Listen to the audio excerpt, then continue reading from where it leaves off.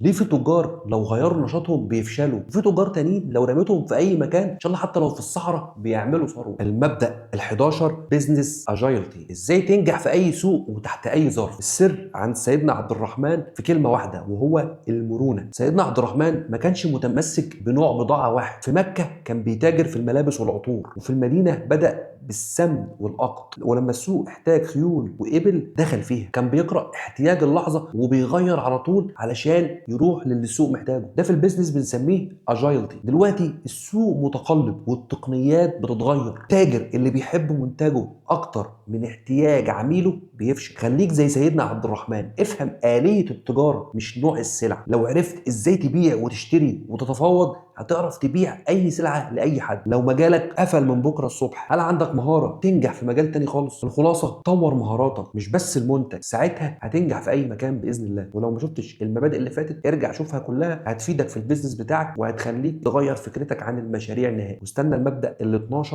والاخير عشان تبقى رائد اعمال ناجح زي سيدنا عبد الرحمن بن عوف.